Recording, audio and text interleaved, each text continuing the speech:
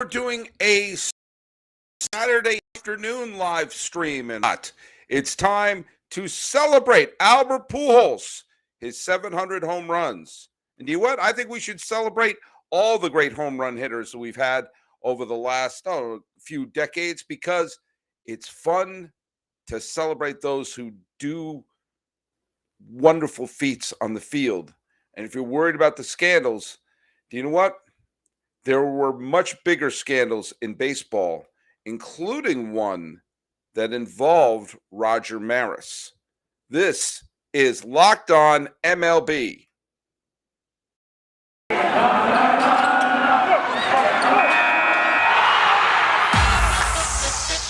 You are Locked On MLB,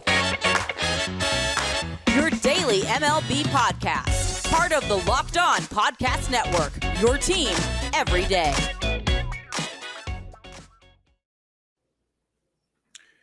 Hello, baseball fans, and welcome to Locked On MLB, part of the Locked On Podcast Network, where it's your team every day. Today's episode is brought to you by BetOnline. BetOnline has you covered this season with more props, odds, and lines than ever before. BetOnline, that's where the game starts. I am your host, Paul Francis Sullivan. Check out my lower third if you're watching me on the live stream, or if you're on the YouTubes, you can call me Sully. We're dropping this on the 24th day of September 2022. It's Saturday, but I decided to drop this one. That's right, this is a 6-episode week. We're going to have a bunch of times over the next month or so where we're going to have extra shows on the weekend. You know why? There's a lot of baseball going on. We got the postseason going on. We got home run records that are, we're seeing some milestones. And sometimes I want to just jump right on. Don't want to wait till Monday. Because by then this might be old news and I have some thoughts going on in my head. That's the beauty of doing these shows the way we are. We're going to do them live. I am an Emmy-nominated television producer. I've been a filmmaker, an actor, a comedian, a lot of things. And I've been doing baseball podcasting for the last decade or so. And we're coming up at the end of my 4th season of being a part of the Locked On Podcast Network, where it is your team every day. Follow us on Twitter, Locked On MLB Pods. Same handle for Instagram and Twitter. I'm your pal Sully. I'm at Sully Baseball on Twitter, Sully Baseball Podcast on Instagram. Let's not under-celebrate what we saw last night. Let's not poo-poo this. Albert Pujols has joined the 700 Club. This is not a Pat Robertson show. The 700 Home Run Club does not include Alex Rodriguez. He fell just short. Includes Babe Ruth, Henry Aaron, Barry Bonds, Albert Pujols. 4 of the great offensive players of all time, and I have no compunction including Barry Bonds in that particular list. And I'll explain why. And hey, David Samuel Blaine, who's my friend here on the chat, right in there. I knew you'd be here, buddy. He says, what an ovation for Albert Pujols. I know, and we should all give him a standing O. I'm not even the biggest Albert Pujols fan in the world. But you have to acknowledge that this guy has put together an unbelievably great career, has been one of the all-time greats. If you take a look, I mean, someone had pointed out, I don't remember who it was, someone pointed out that if it was not for the COVID season, he probably would have passed Ruth. And if not for his injuries, he may have passed Aaron and Bonds. But in the one hand, that kind of shows you how great Henry Aaron was, that he had that incredible consistency through his career. Henry Aaron is a source of never-ending fascination in my life. I love the fact that he had 755 home runs in his 22 season, which means he averaged 35 home runs a year, but never hit 50. So he never had that one season that completely skyrocketed his home run total. And he also got 3,000 hits that were not home runs in his career, which I find pretty remarkable. The list of players who have hit 3,000 hits and 700 home runs are Henry Aaron, Albert Pujols. There's your list. That's it. You know, Pujols, his production dropped when he was in Anaheim. I made a video 11 years ago criticizing that contract, saying that it's going to come to regret it. In so many ways, the Cardinals got everything right with Pujols. They had him as a key part of winning 2 World Series titles, 2006 and 2011. He was also the MVP when they went to the World Series in 2004. He was the MVP in the League Championship Series. Had wonderful postseason highlights, including that MVP finish against Houston in that series, the Lidge home run in 2005, ironically, in a series where the Cardinals lost, and of course hit big home runs against Justin Verlander in the World Series in 2005, hit 3 home runs in 1 game in 2011, and was part of the rally that tied the game in that amazing Game 6 in 2011. And instead of signing him to a big contract, he winds up signing the massive deal with Anaheim, of which the Cardinals got his Hall of Fame years. The Angels paid for them with him having injuries and not being as productive. The Cardinals used that draft pick that they got for Albert Pujols to get Michael Wacha, who pitched him into the 2013 World Series. And they got Pujols back so he can retire as a Cardinal, get his 700th home run as a Cardinal, and maybe, just maybe, win another championship with the Cardinals. They got everything they could possibly want. But I do not want to under-celebrate Albert Pujols. This is remarkable. We saw someone get 700 home runs, and we see how hard it is. It was 2001 was when he entered the league. To give you an idea of how long ago that was, the Mariners made the postseason that year. Yes, that's how long ago that was. Pujols has been part of baseball for all this time, and we have to, you got to appreciate it. And I also believe appreciating the players from the PED era. You know, what did Pujols use PEDs? I don't know. And at this point, I don't even care. He had a huge peak at a time when we know a lot of people were using them. I don't care. I don't care if he used them this year because we had fun. This was fun, tuning into the games and seeing it. And I think we should celebrate those who did hit the home runs during the PED era because, you know what? They were great. And for a whole generation, they were the people who brought them to the ballpark. I can't tell you how many people I know in the Bay Area who became baseball fans because they fell in love with Canseco and McGuire. I can't tell you how many people I know who grew up in the 90s who fell in love with baseball because of the McGuire-Sosa chase. I can't tell you how many people I know. Again, I lived in the Bay Area for a long time. I know a lot of Giant fans who are younger than me, who are huge fans because of Bonds. Do you know what? I'm all for celebrating. I'm for celebrating, and by whatever means you want to do it. I think it's great. And I think Pujols, who went into this year, it was an absolute long shot that he was going to get 700 home runs. Ryan Finkelstein of Locked On Mets wrote a thing. I was like, it's not going to happen. It's not going to happen. And some people are throwing that back in his face. And Ryan, because he's a stand-up guy, said, "Yeah, I was wrong about that." This is fun. This is why we follow it. It's why everybody follows. There's a great shot of there was like a pitching change going on during the Giants game last night, and they showed on the Megatron board.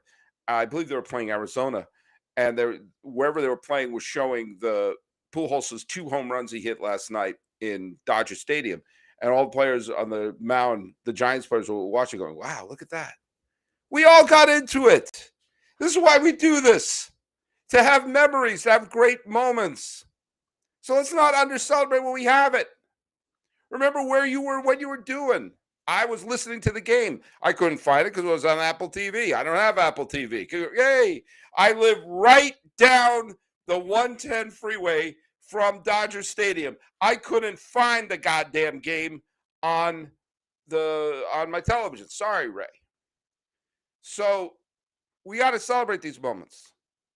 We got to celebrate people like Pujols. And yeah, celebrate Bonds, celebrate McGuire and Sosa from previous generations. Just like we celebrate Pettit and we celebrate Ramirez and Ortiz. Because they gave us all great memories and made us happy. Have you noticed when you ask your friends you haven't seen for a while, how have you been? Almost every answer is, I've been a little stressed out. Do you know why? It's been a stressful bunch of years. So let's celebrate happiness, celebrate greatness. Albert Pujols is the only thing that keeps him from being the greatest St. Louis Cardinal of all time in terms of offense is the fact that he wound up playing 10 years in Anaheim. So Stan Musial remains the greatest offensive player in the history of the St. Louis Cardinals. But Pujols has got to be number 2. Number 5 has to be number 2. So let's celebrate this. This is fun. And then let's also, this is coming from me, lifelong, native New Englander, grew up rooting for the Red Sox. I know the Red Sox are playing the Yankees right now, and of course the Red Sox are losing because they're not good this year. I actually don't know if Judge hit a home run today or not. I saw the scores is, let's see, let's go over there. No home run yet for Judge. When he does and he ties Maris, let's celebrate that too. It's worth celebrating because there are bigger fish to fry out there to be worried about stuff. Let's celebrate things that make us happy. And also remember, for those of you who want to hem and haw about stats and what they mean about this or the other thing, remember they hung a gigantic asterisk next to Roger Maris at the time. They didn't want to celebrate it because he didn't do it in 154 games. Of course, Babe Ruth didn't do it in an integrated league. Babe Ruth didn't do it with cross-country flights to Los Angeles. Babe Ruth didn't have to face the type of pitchers that Roger Maris faced. But hey, you know what? They put an asterisk next to it. Let's not do what they did with Maris and not celebrate. Let's celebrate greatness when it happens. And by the way, those of you who bring up things like scandal and everything, there was a scandal, and it partially involved Roger Maris. Not that he did anything wrong, but he was part of something that we shouldn't celebrate.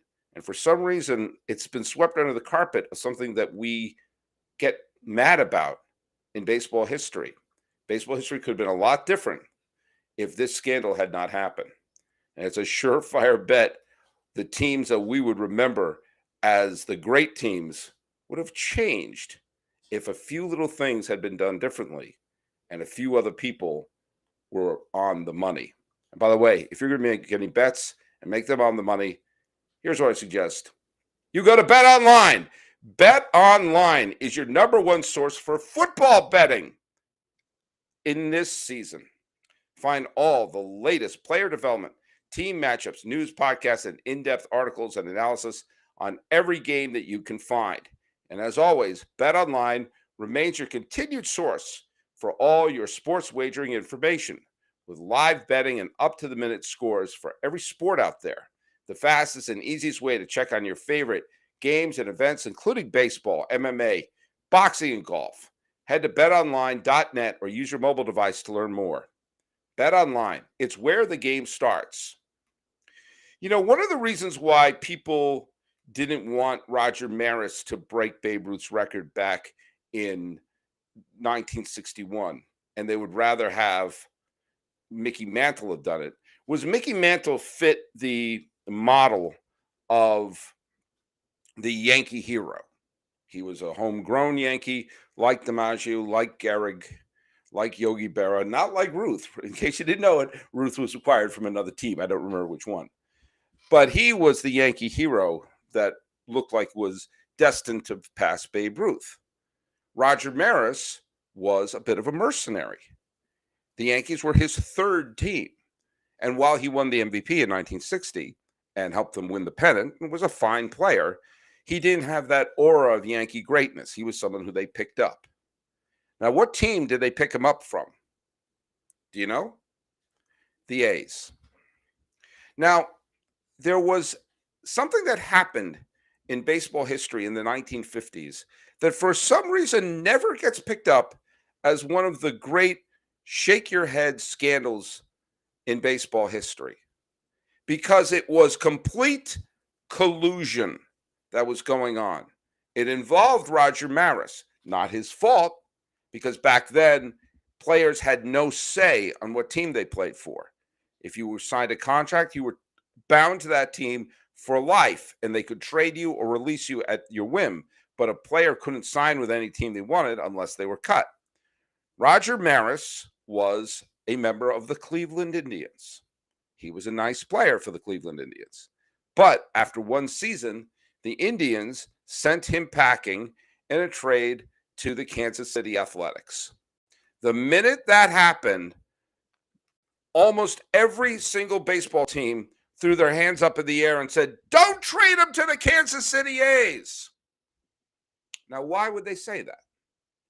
The A's, who should be a Philadelphia institution, like the Cleveland Indians are in Cleveland, like the Tigers are in Cleveland Guardians now, old habits die hard, like the Cardinals, like the Tigers, like the Pirates, like the Red Sox, that you would associate the A's with Philadelphia. But that's a whole other podcast about why they're not in Philadelphia. They wound up going to Kansas City. And Kansas City used to be the home of the Yankees' top farm team. And when the A's moved there, the Yankees said, okay, you'll still be our top farm team in Kansas City.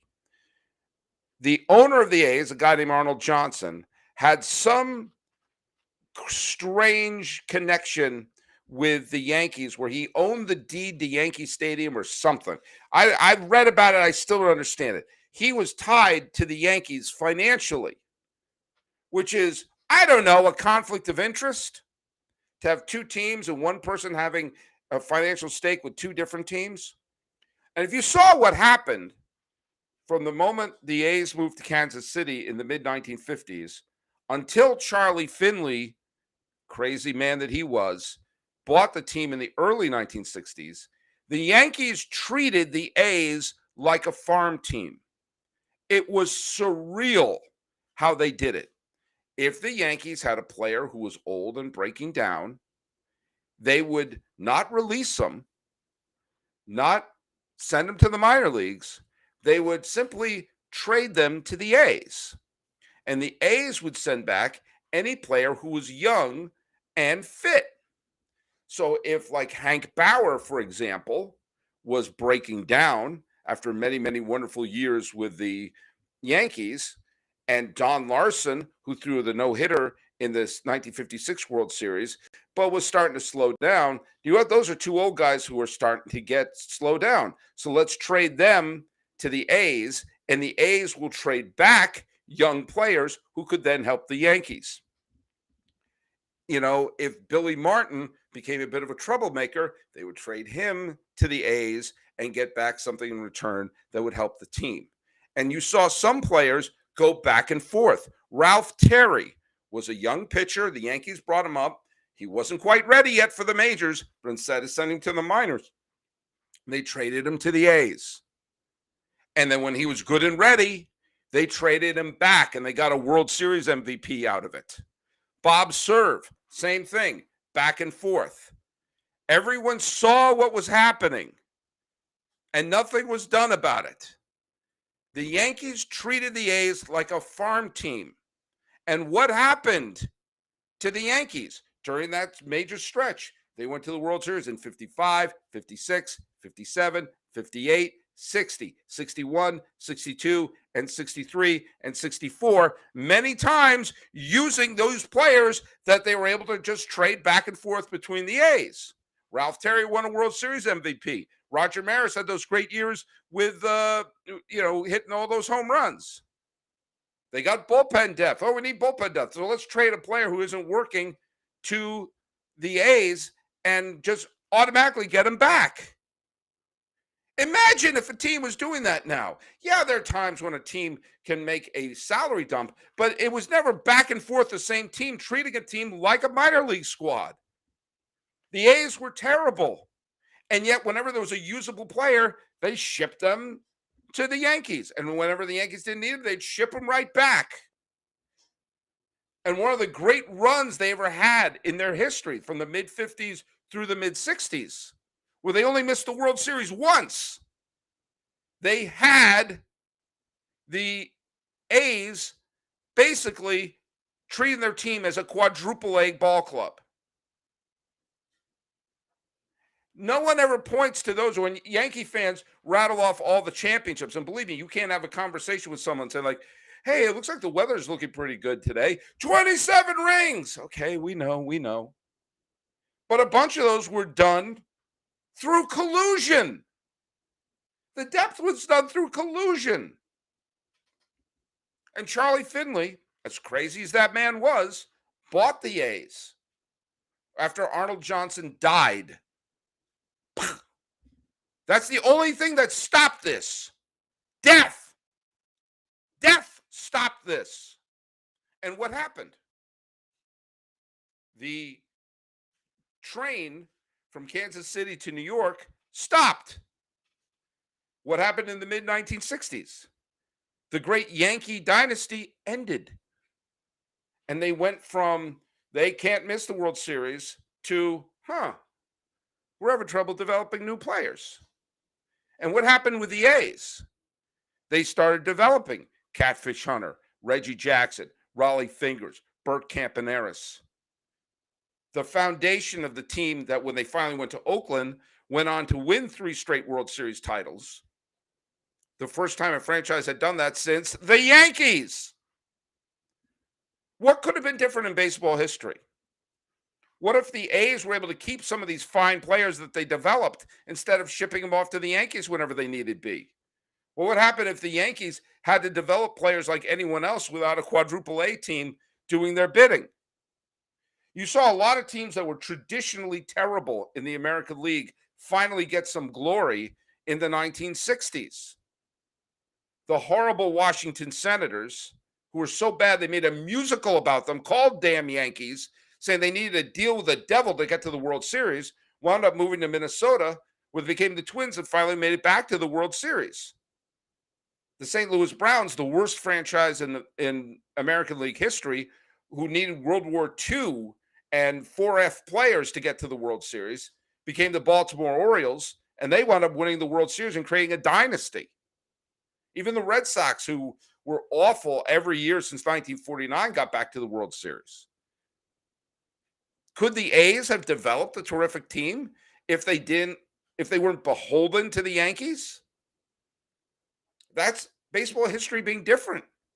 Because how else would have happened if suddenly Kansas City had a terrific team like that and put together a pennant winner? Maybe you'd still have the Kansas City A's.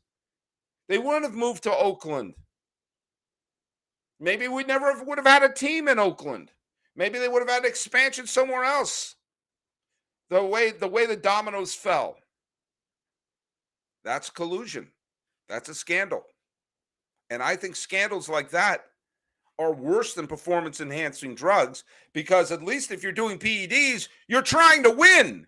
The A's weren't trying to win. They were shuttling players to the Yankees because the owner was beholden to the Yankees for financial reasons. That's collusion. An entire dynasty was built upon that. But it was even worse a decade or so later. When people talk about PEDs as being this great scandal in baseball history, I'm sorry. The biggest scandal in baseball history, in my opinion, which creates the greatest what if in baseball history, is, of course, segregation. That we had, for years and years, some of the best players in baseball history never got a chance to play in the major leagues. That, to me, is the greatest what if in baseball history and the biggest scandal in baseball history. After that, it has to be collusion. And it happened in plain sight, much like the collusion between the Yankees and the Kansas City A's. It happened in the 1980s. For those of you who don't know this, free agency came around in the 1970s. Players had to fight for it. It took big court battles, but they ultimately got their ability to say, hey, I'd like to play for this team. Hey, I'd like to sign a contract for what I'm worth. Things that you can do and I could do, but they couldn't do. They finally got that to happen, and people were lamenting, oh my God, it's going to be the same big market teams winning every year, and teams are going to fold, and revenues are going to collapse, and the game is dead. What happened? We went on an entire generation where you never had back-to-back World Series winners. Heck, you barely had back-to-back pennant winners. You seldom had back-to-back division winners. You saw parity. You saw teams that never would have dreamed of getting to the postseason, winning postseason series. You saw teams that hadn't been in the playoffs for decades or sometimes ever making it there. You had an entire decade without a single World Series won by the Yankees. And you saw revenue skyrocketing. So naturally, owners tried to destroy it. And the way they tried to destroy it was by Peter Uberoff and every other commissioner around there, collusion. It was the brainchild of Peter Uberoff, but all the owners went for it. One of the reasons why I hate Bud Selig, and believe me, I do, I think his plaque should be removed from the Hall of Fame, is he was a colluding owner. George Steinbrenner was a colluding owner. Mrs. Yawkey, colluding owner. Gene Autry, every owner from that time were colluding. If players were available via free agency at that time, they made an agreement. Don't sign them. We're going to drive the prices down. That's collusion. Think about what that means. If your team was in the mid-80s and on the cusp of a championship, a team like, I don't know, the Angels, who were a star-studded team, there was always a couple players short. The Expos, who were a little bit short. The Mets could have won many more titles that time. Both Chicago teams. The Blue Jays were always kind of teetering on the verge, falling just short. Imagine if you were a team like that, and you knew that one or two players could have been the difference between being pretty good and a legit pennant contender, maybe having that moment that creates that championship that people still can't stop talking about. Tiger fans still can't stop talking about 84. Mets fans still can't stop talking about 86. That was a wonderful period of time for some of these teams that finally got over the hump. If you were one of those franchises that were on the verge of getting over the hump, and you could have signed a big-time player, and you didn't because you were trying to drive down the prices, that's making a decision to make your team worse. Not A-Rod's cousin injecting God knows what into your ass, and suddenly you hit 5 more home runs than you normally would have. That guy's trying to win. These teams had a chance. Not just, think about some of the players who were available. Tim Raines, one of the best offensive players of his era, a Hall of Famer in his prime, was available. Nobody wanted him. Jack Morris, Sully, I took a look at his extended stats. Fine, if you don't want him in the Hall of Fame, but you want a 200 some odd innings eater on your team with World Series experience, plug him into your rotation? I think you do.